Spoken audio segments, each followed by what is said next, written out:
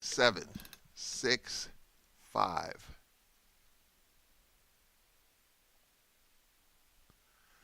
Coming up on the Braves Sports Network, 2 straight hours of sports talk from the beautiful campus of Alcorn State University in studio. Coming up, we have Athletics Director Dwayne Robinson. He'll be joining us in a matter of moments. And then coming up later, we'll talk basketball, men's basketball, with head coach Jake Morton.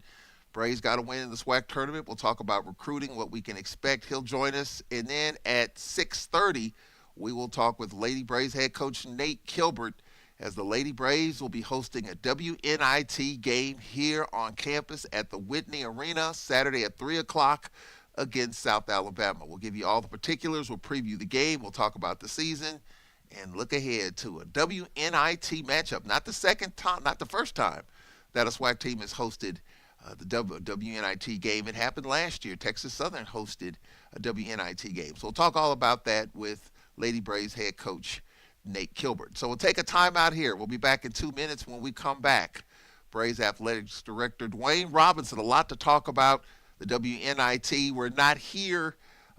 We're here at the studio and not at the Whitney Arena. We had originally planned to be right at center court, but they are putting a new coat on the floor. They'll have the WNIT stickers and logos and banners up all over the arena when you come on Saturday. So we'll take a 2-minute break. A.D. Robinson on the way. It's been a busy day for him getting ready for the big day on Saturday. A lot going on. Baseball, softball, spring football. We'll talk about that with A.D. Robinson as well. Coming up after this 2-minute timeout here on the Braves Sports Network.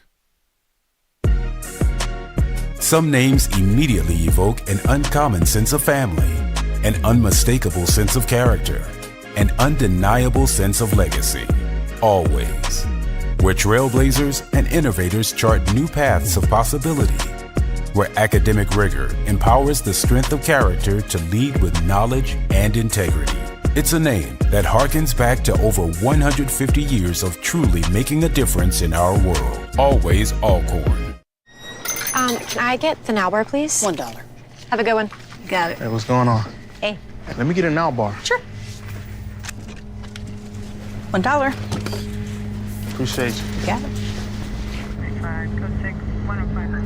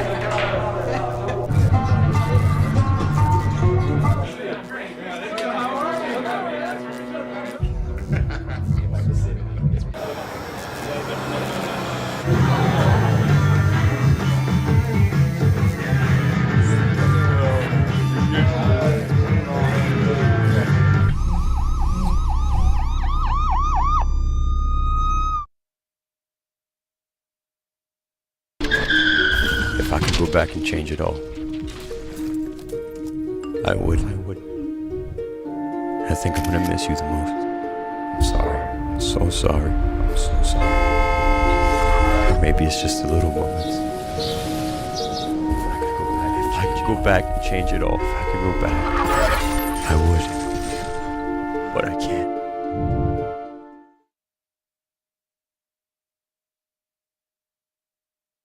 back in the studios here, Mass Comm Department. Glad you could join us. We appreciate Dr. Eric Dugini allowing us to use the studio here.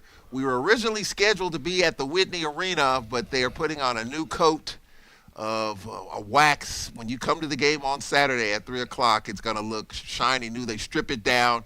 I think 7 or 8 hours you can't be on the floor. So we were originally scheduled to be at midcourt from the Whitney Arena, but we're here in the studio. We appreciate Dr. Dugini allowing us to use the studio here in the Mass Comm Department in the Industrial Technology Building.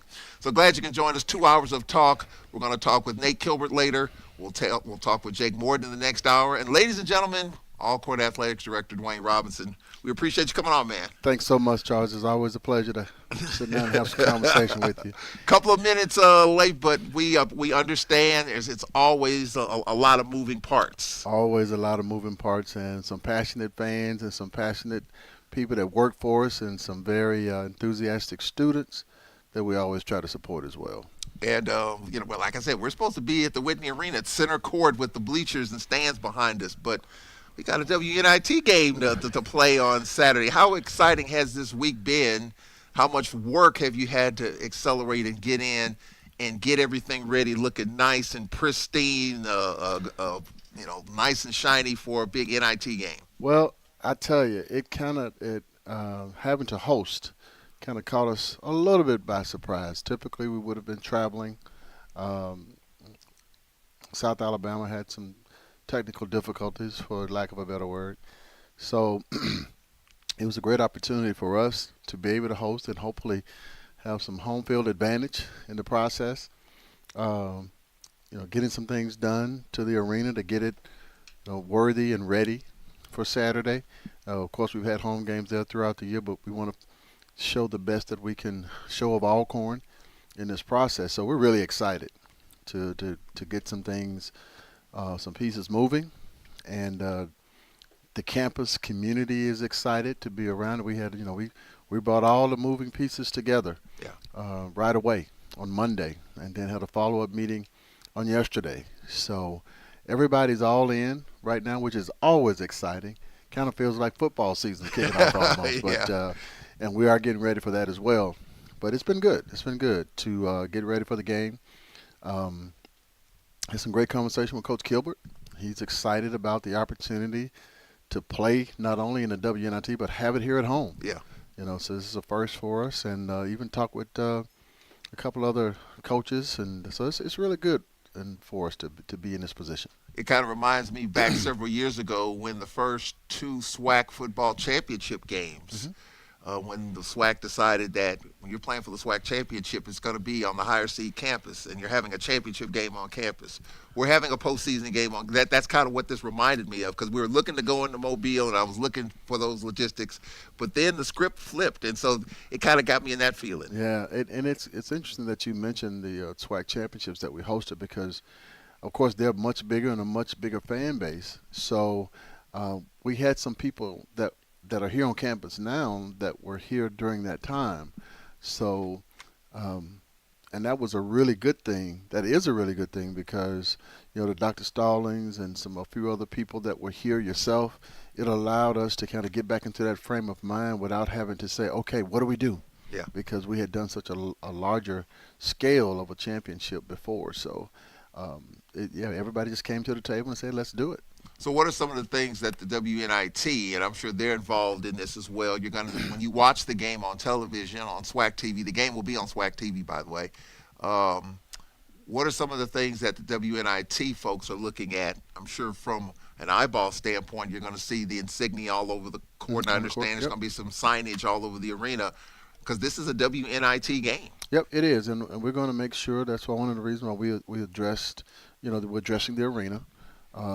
We're going to have some decals on the floor. I'm not sure if we're going to have as much signage because it was such short notice, getting some of the banners that we needed to kind of get ready for that. I think we're some shipping challenges associated with that. But, just making sure that, from when the officials are, kind of in a situation where they have someone to monitor and be on pace with timing and some of the other logistics that go along with just the game, just making sure we're on point with our replay, not having any snafus per se. There could be technical difficulties in any situation. So we're going to doing everything we can to avoid that. We've had our IT folks in the gym to kind of shore up some of those things. Um, the game is going to be at 3 p.m., so that's going to heighten the lightning in the arena, of course, because of our what we have up top. And so we just want to really just have a really good display of Alcorn in this process, the best that we can. So we know what we're faced with, and we're going to try to do the best we can. Not only making sure that that's taken care of, but then South Alabama dignitaries, the 100%. fans, Yep. the cheerleaders, the fans, administration. we went ahead and put the ticket sales out there right away. I think we did that yesterday or Tuesday. So we have a very comparable ticket price to what our fans are used to. We've engaged the local schools and communities to come out and support. We have some other events going on campus that Saturday as well and this weekend that are going to hopefully add to the number of people. We're inviting tailgaters. We're inviting RVs. So the weather looks like it's going to be good. So it's going to be a festive atmosphere on campus. There's even a wedding on campus on Saturday.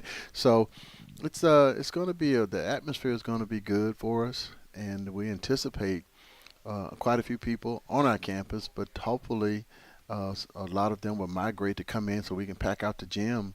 We're going to do some giveaways at the game, T-shirts, towels, and some other things. So we're trying to create a really, really, really exciting atmosphere for our Lady Braves. I did read about the ticket prices. Is that set by the WNIT? Is that something the university controls? Well, wasn't necessarily set by the WNIT. We were able to look at what they did at some other schools as well, and keep in mind the type of fan base that we have, and not overdo it just because it's a WNIT game, because it's still something that we had to guarantee to do the host. So all of it kind of fell right in.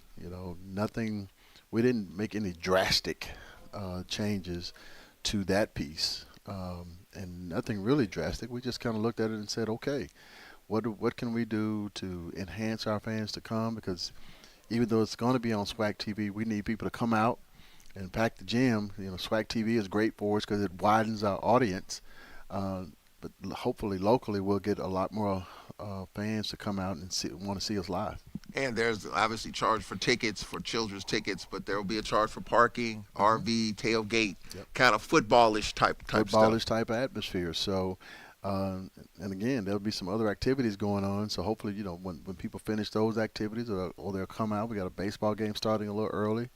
And it starts on Friday, and some Greek stuff going on. Yeah. So we just hope that everybody comes out and really supports the Lady Braves and create an atmosphere that is like no other, and people really can see what Alcornites can do when they really going to come out and support our Braves. We referenced the football championship postseason game, but we also had, back in the day when the SWAC tournament had 8 teams, the top 4 teams played a first-round game at home, and we've had some home games here. We played Jackson State here in that first-round game. So we're kind of used to this, and I'm excited about the atmosphere. Even though it's the WNIT, it's still postseason play. It is. And we win that, and then in a few days got to head to Indiana and got to deal with those logistics, dealing with that. But first things first. First things, got to take care of business at home. Got to take care of business at home, and just having a home game as compared to going on the road. That's important, I think. Yes, it is. I think it gives us an opportunity to not only embrace our home fans and our home base, getting this win under our belt before we go on the road to the next team will be really, really good for us. Our young ladies had a good season, came up short in the tournament, but they had a good season. Coach Kilbert has indicated on several occasions that this group was one of the close-knit groups that he's had, and how well they worked together and played together and got along. And it also permeated with our men's team as well. So we have our kids that we have now. I know there's a lot of opportunities out there for them, but as everyone knows, especially Alcornites, when you get here and you experience this environment and you spend as much time with your teammates, you don't have all the distractions around. You kind of really begin to bond and come together and just enjoy being a part of what we have here. How would you assess Nate Kilber's year this year. Back-to-back SWAC tournament championship games coming up short. Had a lot of big pieces returning, and players that could have moved on decided to come back. Maya Hunk and Claytor, Kiera Henderson, and Akia Cheatham. They could have moved on, but they wanted to come back and run it back and get either and or a regular season championship or a tournament championship. And for them to come up short, I know it was tough. How would you assess this particular year? If I had to use a word, I would say it's kind of bittersweet, so to speak. I don't know if Coach had the highest of expectations that he did, but he knew he had a good team that was coming back, and they played so well together. That offense that he has, everybody fit, and he did have an injury that I'm sure impacted the season. But the young ladies played really, really well together throughout the season. There were some letdowns, of course, and that's going to happen. But didn't expect it during the tournament. I'm not saying that it was a letdown. I can't speak to exactly what happened during the tournament, but them having the season that they had and doing what they did was really, really good for Alcorn State University women's basketball. Again, the bitter part was that we didn't advance, but I think Coach Kilbert did a great job in putting together the team that he had put together, keeping those young ladies here, because that's difficult to do in these times, as you mentioned, and to bring them back and them wanting to stay together and take another run at it and accomplish that championship was just good for us. And hopefully it's an example to other recruits that are out there that they can still say that, if you stay together and develop the right chemistry with your teammates and with the right program and coach, a lot can be accomplished. Yeah, and we were pushing for number one. We were kind of on Alabama A&M's heels. We lost to them early in the season, but then we got it back together, had a pretty good winning streak. We didn't have one of our key pieces when we lost to UAPB in Pine Bluff. We got it back together, and some injuries down the stretch there. But it was kind of a tough way to end the season. But the good thing is there's some postseason. Yes. And I'm sure there are a lot of teams would like to have some postseason basketball in their schedule. And, postseason always good for your program.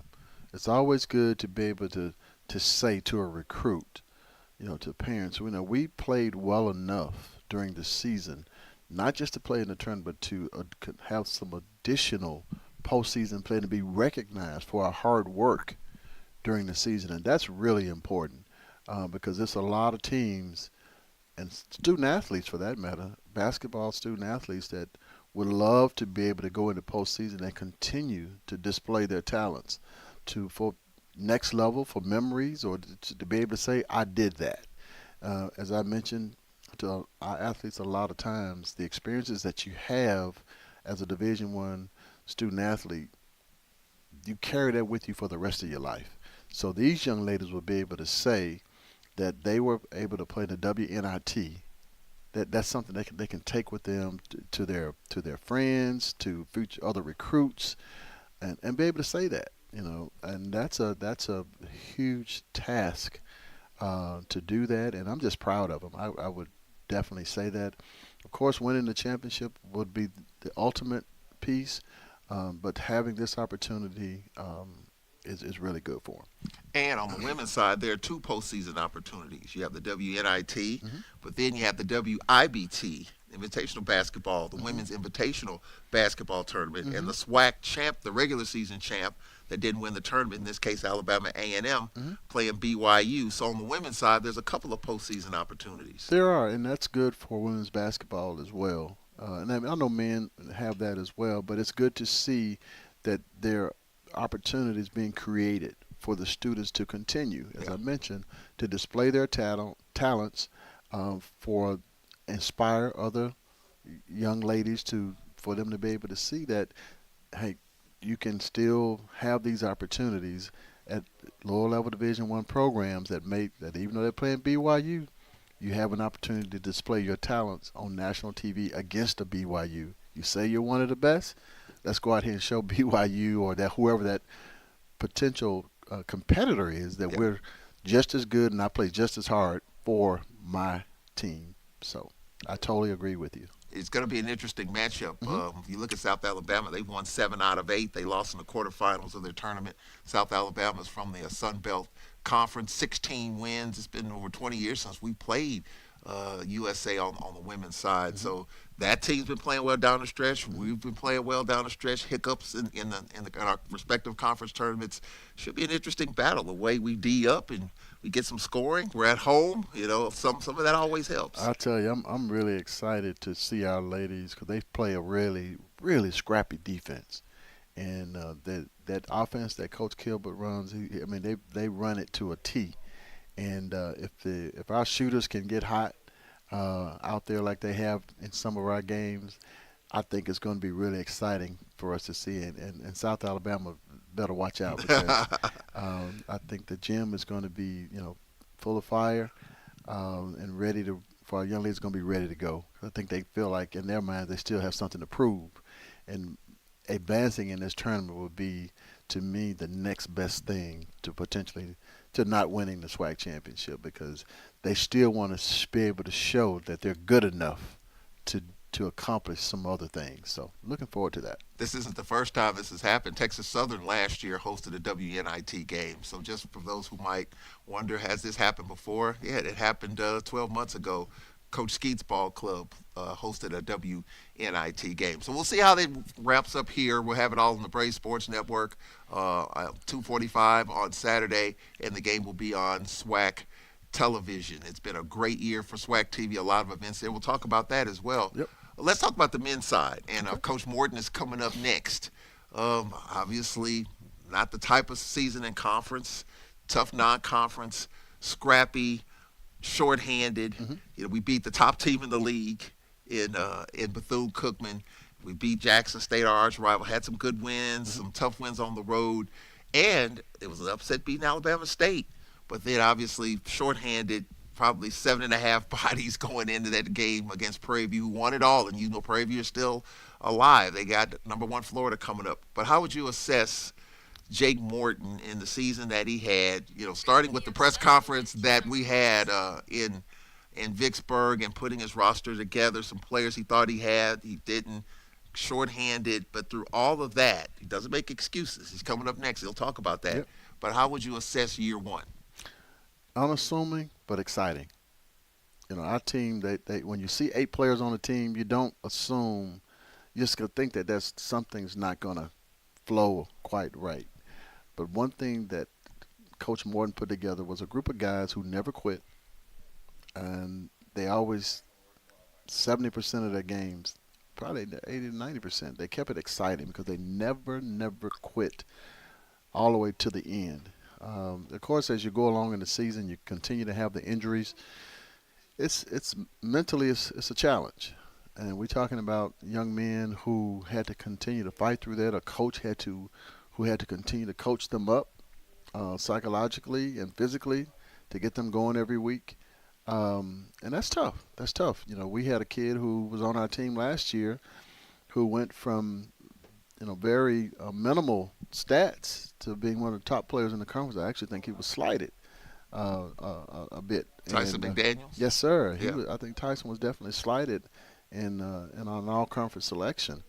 So, but that's a tribute to Coach Morton and what he did to coach Tyson up and put him in a position to be successful. And bringing in a group of young men, I think he only had 3 or 4 young men from last year. So 50% of the team was brand new. Some guys left at the beginning of the season. Then you get a kid that's hurt, another kid that's not able to come back. So again, you just don't assume that they're going to be great, but they come out and keep it exciting each and every game. So Coach Morton, I think under the circumstances, he got a late start on the recruiting, and he's all excited now, man, about going out there, getting the kids, because he's had a chance to see this league up close and personal. So he's really, really chomping at the bit on trying to get some other kids in here to support the group that's coming back. I thought he squeezed every ounce of lemon juice out of the lemons that he had. I would definitely agree with that statement, Charles. He really, really, he pushed him to the limit, and like you said, he squeezed every bit out of them. And those kids, they never seemed to like quit. They just kept going and kept going and kept going, and they got along really well. Again, a group of guys that came together that were from all over, and whenever I was around them, I never saw a bunch. Everybody was on their phone or nothing like that. They were having a conversation with each other, laughing and talking. Doing in the cafeteria, whether it be on the road. They were just a group of kids that stayed stuck together, played hard each and every night, listened to their coaches, and you know made it exciting for us. So I'm really, really looking forward to see what next year's team is going to look like. Well, how funny is this? I mean, this March Madness is already here. Yeah. You talk about your top two teams, top two seeds, teams that had the top two records basically made it to the quarterfinals, and yet here you are. You had a Southern University women's team, top four, and then on the men's side, Prairie View, the number 8 seed. It adds the conversation, and this has been talked about the year previous to the SWAC tournament starting, having 24 teams in the SWAC tournament.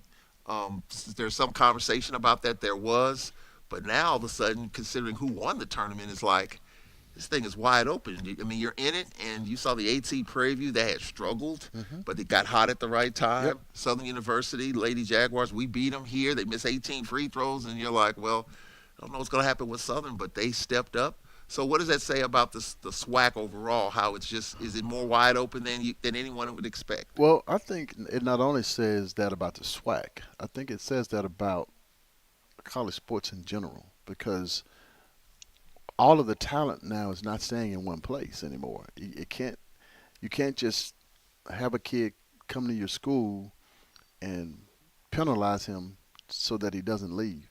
Kids now can go wherever they want to go, how often they want to go. So the talent is dispersed all over. I mean, you think about some of the teams, and whoever would have thought Indiana would be playing for a national football championship. I'm not trying to go there, but I mean, think about it. Nobody, you could have won so much money on that bet early in the year, because it just the talent is just now just all over. And if a coach can keep some kids to hang around or get the talent from another school, the parity is just really spread out. So I think you can't really say that, because there wasn't a dominant program ultimately. At one point in the season, one loss separated, just 4 through 8 probably. Yeah. I think on the men's side, 8 seeds were determined by 2 games on the men's side. Exactly. So I love having all 12 teams come to the tournament. I think it creates because you just never know what's going to happen.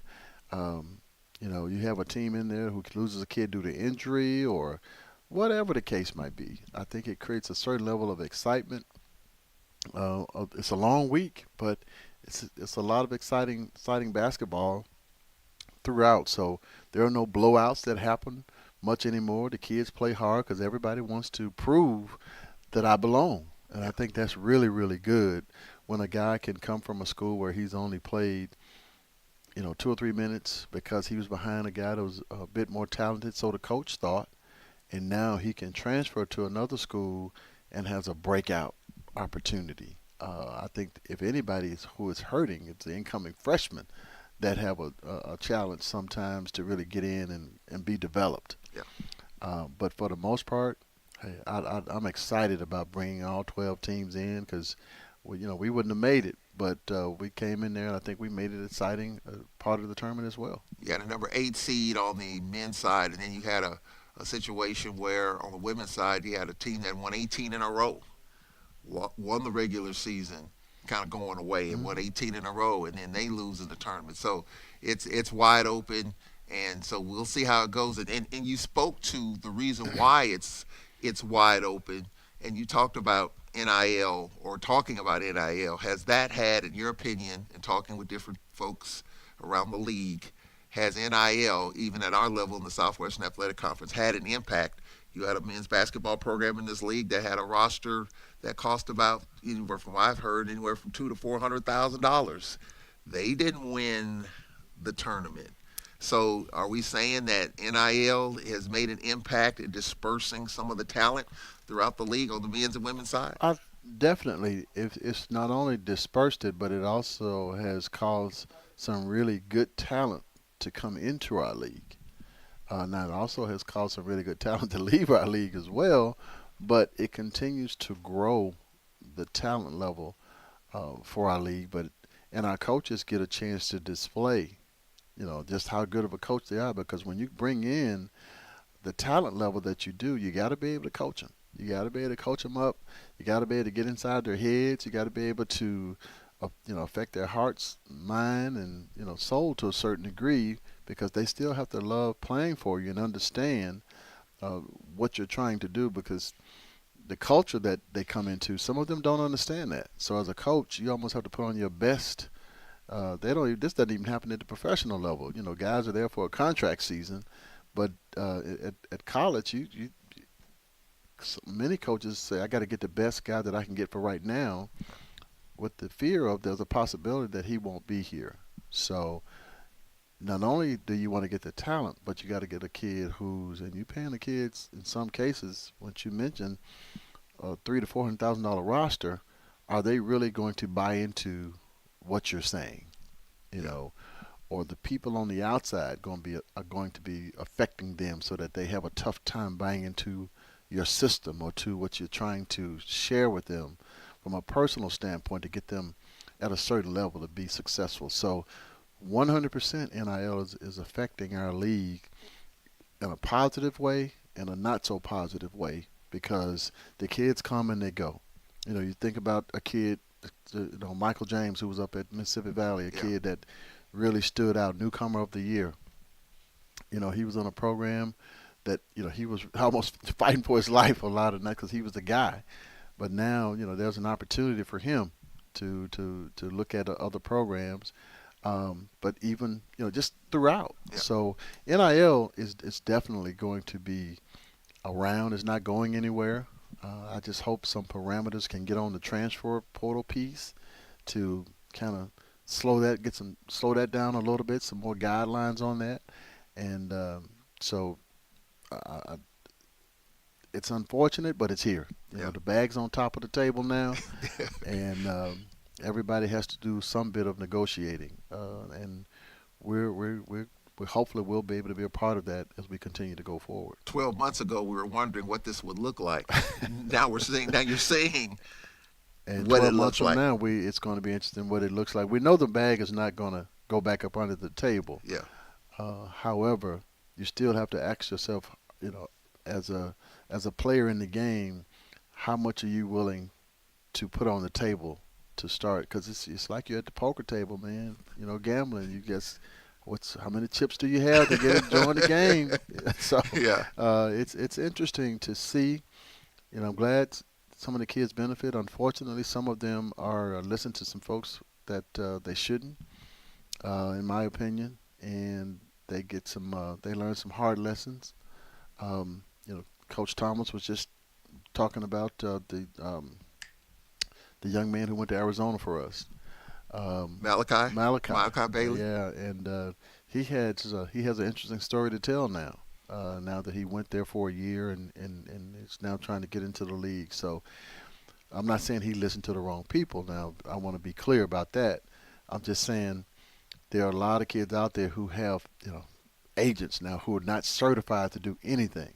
It's not a certified agent that you have to have. It can be, your baby brother talking to another school and saying I'm his agent, and who now wants to get involved in these conversations about your financial future. So that's the other side of the coin. That's kind of fearful because a lot of these kids, they don't understand the long-term impact that can happen when this money gets involved. I think in some cases it's also impacted the game. When with gambling and everything that's going on now, and you never know who's footing the bill for your NIL and wanting a return on that investment. Yeah. So it's so many factors that can be involved in this that's one of my biggest concerns is taking away some of the integrity of the game itself because of the money that's pushed forward in it. As an administrator, are there artificial or superficial boundaries in terms of when these conversations are had, when players are making a determination and you get the information? Is there only so far you can go as an administrator to kind of lean them, back towards this way, or is pretty much they have representation, they've made their decision, and you just have to roll with it? Yeah, well, I can tell you that for me, I stay out of it 100%. I don't get involved in any of that conversation. It's number one, it's not allowed, and because it's definitely strictly totally against pay for play. So you don't want to even get involved as an administrator. I don't even want a kid to even say that he's had a conversation with me in regard to his NIL opportunity or revenue sharing, anything like that. Yeah. I put that in the hands of those folks who are providing those resources and the coach. Yeah. So, for short, I just stay away from it. And unfortunately, the coach has to put himself. He's in the situation. He has to also try to put the best team he can on the court under the circumstances. Yeah, there's still a lot of questions out there in terms of trying to convince a player to do this or do that or go this way or go that way. How much does the administration play a part? How much does the coach play a part? How much do the parents play a part? How much do the lawyers play a part? The agents play a part? The handlers play? I mean, so it's just it is a lot. Well, you mentioned earlier about that team that spent probably $300,000 to $400,000 on their team, and at the end of it now, they have nothing to show for it. No postseason other than a regular season championship. And, that's about it. And as unfortunate as it is, it's where we are right now. We're talking with Athletic Director E.D. Let's talk a little football. Spring practice is underway, and someone was contacting me the other day. I'm like, what's the spring practice schedule look like? We put it out there, and I looked at my phone. Voila, it just showed it was there. So good job, Brian Harvey and everybody involved in getting that schedule out there, because I know people want to know what the spring schedule is looking like. So, we talked at the signing party. The expectations for this upcoming season. We open up at USM, and I reposted something on X. One of the top quarterbacks coming back, Jalen Tolbert, who had a great second half of the season, and he's one of the top 3 quarterbacks coming back in 2026. Yeah. So there's some energy there. There's some excitement there. Very much so. Talk about that. Man, I am so excited to see what Jalen's going to do next year. I've had some conversations with him. He has matured tremendously, which is what I'm really, really excited about, because to have a quarterback of his talent with the level of maturity that he has, and I just recently found out the young man wants to be a veterinarian. So it's just and not saying that a veterinarian is a big deal, but that being in a space with the sciences, like I'm a science guy myself, I know that there has to be a certain level of focus to get that done. So I couldn't do that. So being a part of a academic program that's going to require his focus as well, because to do that lets me know that you're not just thinking about football. Yeah. You're thinking about life after football and what you want to do. And this is a kid from Baltimore. I worked at Coppin State up in Baltimore. The last thing a kid up there is thinking about is coming down here to Alcorn State and going into veterinary medicine. So, but in talking to him, I just see his growth since last year, and I think he's very motivated. Yeah. To prove himself on and off the field. Coach just mentioned to me the other day that he's taking a leadership role even more with the team. I love to see that at that position, because I think it's very important for the young men on the team to see certain position players hold themselves accountable first, have passion, for their sport and their academics, and they can set an example, for the rest of the guys on the team. And I think it's even more important for young men that are coming into our program to see that QB1. And certain other captains on the team are really staying focused. And I think Coach Thomas does a great job every day of talking to them about that. We have several conversations, and he mentions often of his passion for leading these young men, leading them in the right direction. He knows he has nobody, none of us have, but he hasn't always been Coach Thomas, so he has something to draw on to share with them to help them with their maturity and their growth. So I am just really excited. We can stay away from the injury bug. I think I'm looking for really exciting things from our quarterback. When I see previews of teams, whether it's a high school team, whether it's a college team, whether it's a JUCO team, whether it's the National Football League, whether it's the Denver Broncos, what are the first two things when they talk about the Denver Broncos? They talk about the coach and the quarterback. Yep. That they don't talk about anything else but the coach. That's where they start. So Yep. we started with Jalen Tolbert. For Cedric Thomas, we're one of the hottest teams in the league down the stretch. Mm-hmm. They're playing some good football. Jalen Tolbert running the football using his legs, trying to build the momentum for 2026, continuing for what we did in 2025. Despite losing our two top running backs, one of our top receivers, some work on defense there, trying to retool that a little bit. But still, a lot of excitement. I'm looking forward to seeing what 2026 brings. Well, I think it's going to bring some exciting football.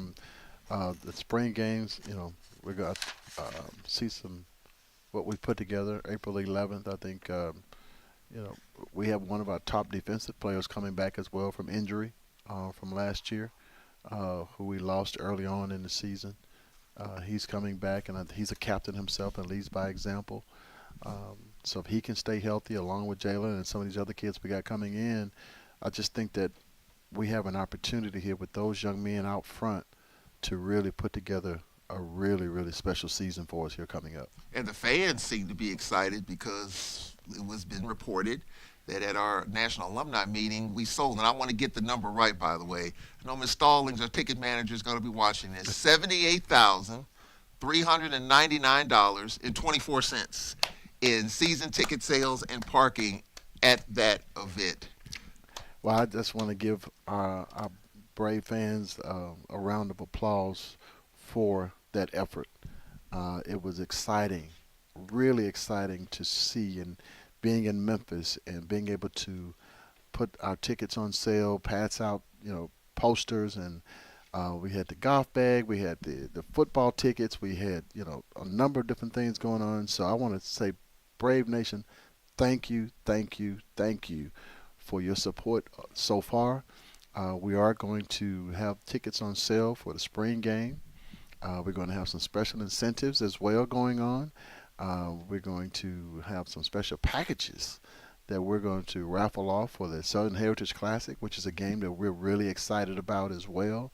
But again, I wanted to say thank you to Brave Nation for supporting us at Midwinter Conference and helping us so far to what we've done, and asking you to encourage all of Brave Nation that you know and love to continue to support our season ticket sale, because we need that support. The commissioner of the SWAC came and spoke to the Midwinter Conference attendees, and he made it very clear that we need the financial support. It's not going into anybody's pocket.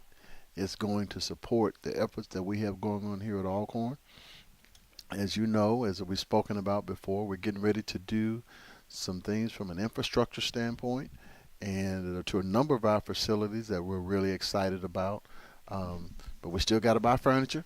We still got to buy some other things to support that. So I just want to say, but again, thank you so much for those efforts. We're going to come back to the renovation aspect of it, the infrastructure piece, because people ask about the Whitney Arena and the renderings and all of that. We're going to get back to that, but Sure. I'm going to come back to it. But the other sports that are doing some stuff. I mean, I remember last May, we're on the baseball field, and you're like, man, if we just kind of build on this thing 12 months later, we're coming up on that. It's going to be some exciting stuff. Men's basketball is exciting. Lady Braves basketball, it is exciting. Baseball and softball, it's been kind of right there. But what do you talk about the other sports and just some of the exciting things, or what makes you excited about what you're seeing? Well, I'll tell you, first of all, I got to talk about our SWAC champions in track. Yes. We had two SWAC champions in track that were really, really exciting. Both of those young men are just outstanding in their own right as individuals. They're really good young men, and to become SWAC champions is something that, again, I tell these kids all the time, you can't take that away from them, and they work really, really hard. Really, really hard out there every day to accomplish that. So it was a huge accomplishment. Our tennis program is being right now coached by Coach Kristen Vanham Walker. She was a former successful tennis player for us and has taken our tennis program. We just had a really significant win against her first SWAC win a couple of weeks ago against a SWAC opponent, and she's just really, really excited about where she's going. Even though baseball and softball are kind of sitting there now, I see the growth from last year. So, our first SWAC champions in track was exciting for us, and the young men. I'm just looking forward to outdoor season with that as well. And I do believe that our softball and baseball programs are going to continue to grow as well. They assured me that book my hotel for the softball and baseball tournament for That's Birmingham good. as well as Yes, sir. Gulfport. And even with our soccer program and volleyball program, they got in some great recruits. I mean, everybody's chomping at the bit trying to get some of our players from soccer because, of course, they had a historic season as well. So this brave nation, we are moving forward. I promise you, in a number of different areas and throughout all of our sports. Just continue to support us, and I feel like we have some really good coaches that are going to continue to show you and build upon what we've done of building champions and scholars. How important is that, and how much of a challenge has it been as you're trying to find the right I mean, you can find a coach, but trying to find the right coach, the right fit for all the sports. There's a lot more that goes into it now than 20 years ago. Well, as I mentioned on several occasions, it is difficult to find the right fit for us. You get a lot of people that share their resumes and share their talents with us, but to come here to Alcorn, you have to find a person that really wants to be here. Not just wants to be, but understands what they're stepping into, and what they a kind of a resume of success to a certain degree, because you don't want to just kind of recycle situations. But again, it's not easy to find that good fit. I think we have a good staff of coaches right now that are working really, really hard. Nobody's sitting on their laurels and not wanting to be a SWAC champion, and that's really good to see.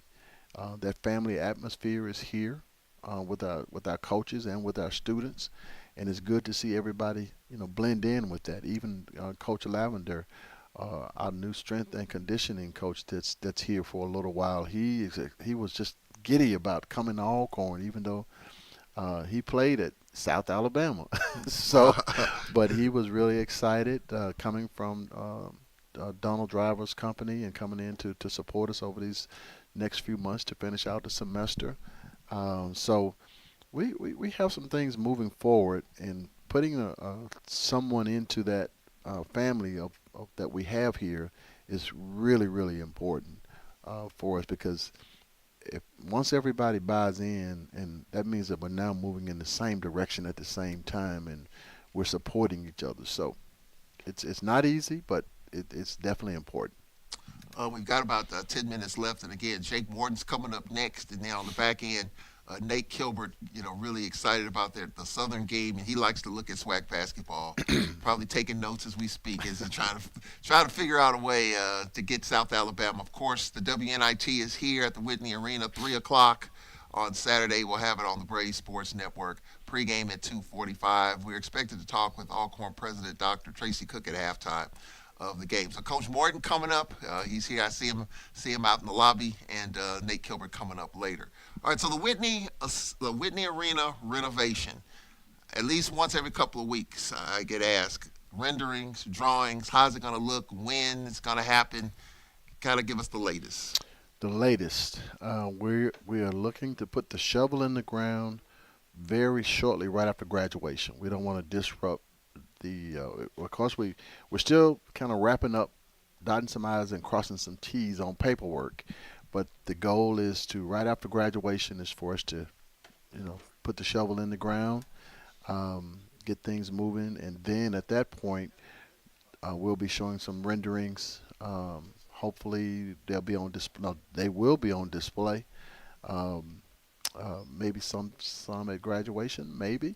But we plan to put some things on the website as well. So as we go out and ask for the continued support financially, people will see that things are actually moving forward and what we're trying to do. That's important for the president and myself. I don't believe in just kind of saying it. I want you to be able to see it and see things move. If we say we're going to buy a brick, once you give, I want you to see that brick, and that's my promise to anyone that decides to support us. So we're going to be doing that along with the tennis courts. That process is moving forward as well. That these are things we hope to be moving along simultaneously, along with doing some things that would just kind of got approved today with the track and the putting a turf field inside the track for soccer. So we're also going to address some things with continue to address some things with baseball and softball. So hopefully this time next year, Brother Charles, we'll be walking around the facility while you're holding the mic, and I'll be pointing to all these things that we are going on, and hopefully some that'll be complete. Well, the turf part of the track, that's something I hadn't heard before. Is that something that just came up recently? Had that been in the works for a minute? We've been talking about it, but we knew it was necessary, and because we needed to put a situation out there where our teams could find a place to practice regularly without, we didn't. The football field is not regulation size for soccer, so we are fortunate to be able to do some of these things, but we're right there. Okay. We're right there. So The renovation for the Whitney, so will it start on the pool side and work towards the arena? Where will it start? it'll start on the pool side. The goal there is to create a total fitness and weight room center with locker rooms for teams, along with lounge areas. Men and women's basketball will have new office spaces as well, and the goal is to have two different weight rooms, a larger one and a smaller one, along with some auditorium space as well, and then to work our way back towards the arena.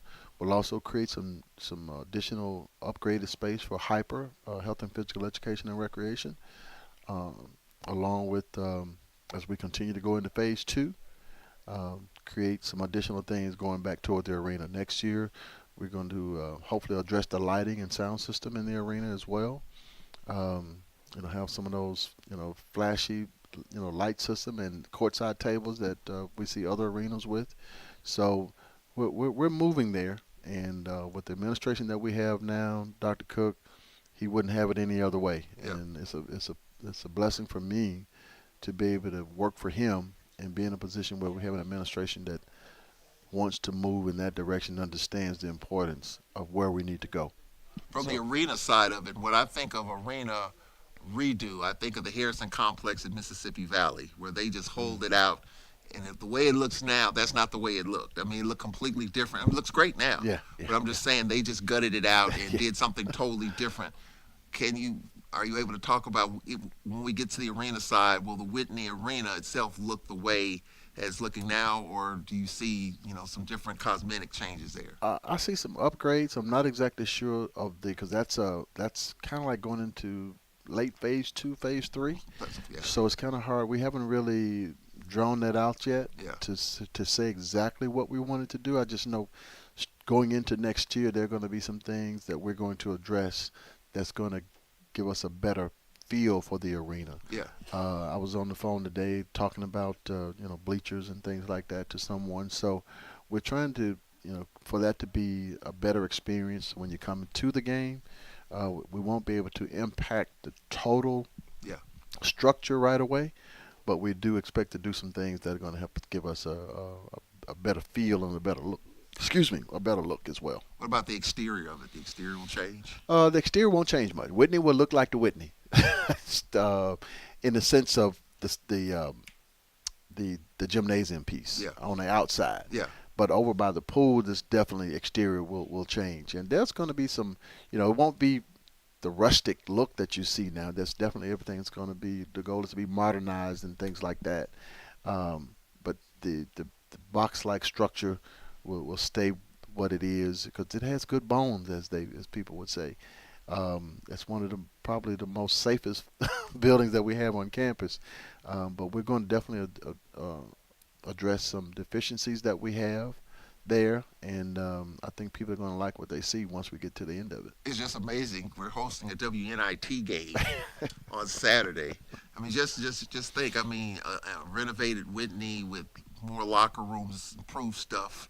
I mean, all that matters, especially sure. when you're having a big postseason game with a lot of eyeballs on it. 100%, and we hope this is not the last WNIT game that we're hosting and doing some things because we could have bidded for this, but we want to put ourselves in the right position to be able to, again, show the greatness and what the best Alcorn that we can, and so the goal is for us to do that in such a way where we're continuing to show that being here at Alcorn is a good thing.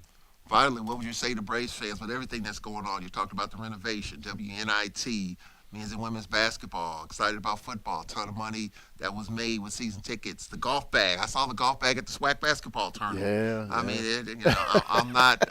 I would just like to buy the bag just to look at it every day. It's a great. Everybody that sees it, man, that is a really great looking golf bag.